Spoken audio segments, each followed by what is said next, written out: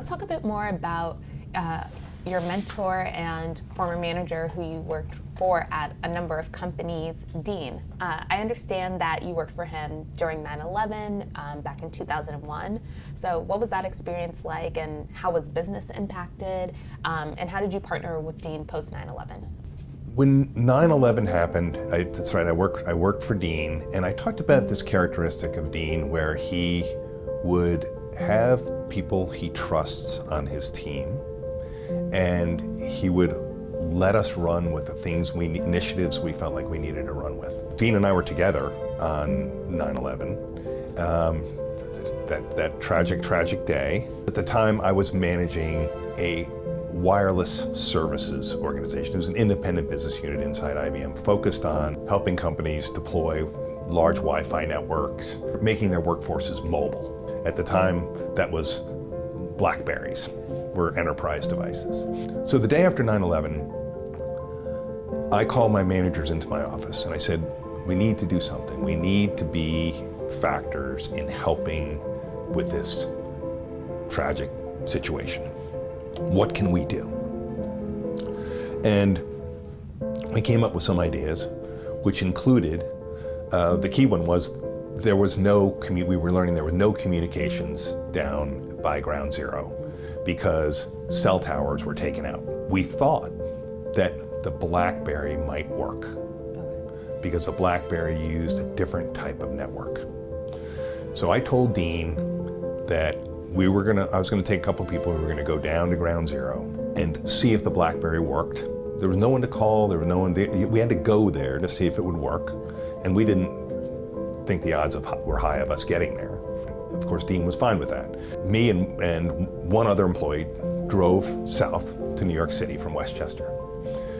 At about 54th Street, we ran into literally tanks and Jeeps with people in fatigues, military, with automatic weapons. And we had our IBM badges, and we had our BlackBerries, and we said, we're from IBM. We're going down to see if these devices will work at Ground Zero, and then we're going to deploy them to emergency workers if they do. This is on September 13th. Okay. They waved us through. We were surprised, but they waved us through. We drove further, another 20 blocks, another roadblock, same thing, IBM badges, showed our BlackBerries, waved us through. Before we knew it, we were at Ground Zero.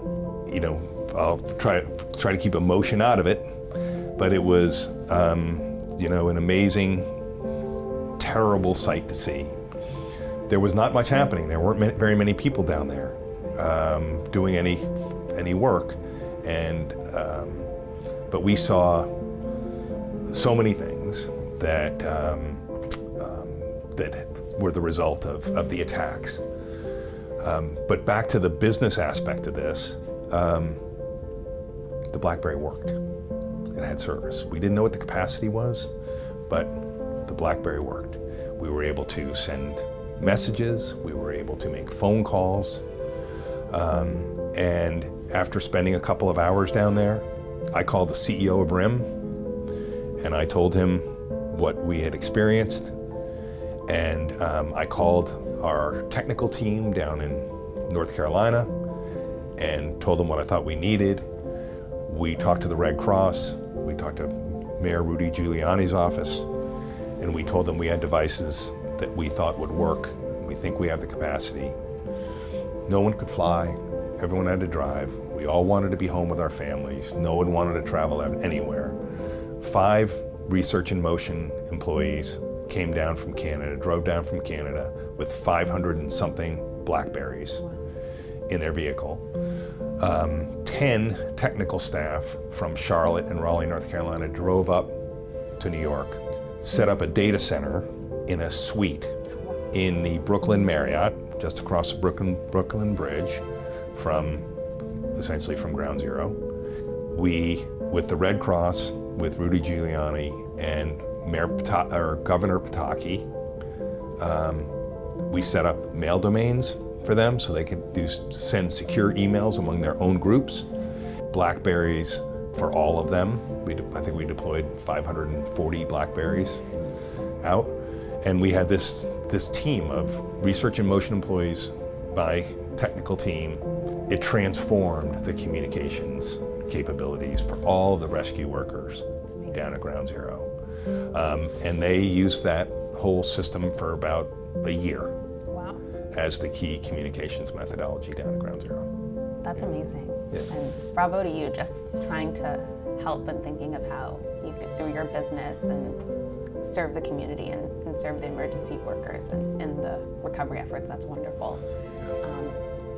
I understand that through this just good deed and wanting to do your part in the aftermath of 9/11, this subsequently led to other business for you. Can you touch on that? What was that like, and what were the business opportunities that came of this?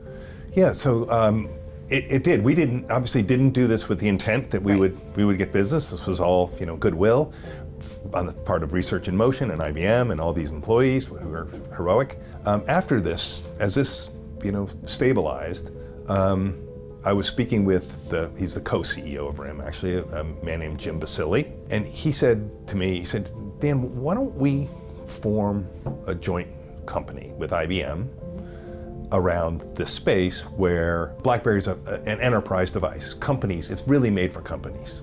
It's complex to implement for companies, to deploy. You have to load software on them, you have to make sure it's secure, you have to have your own kind of unique apps on it.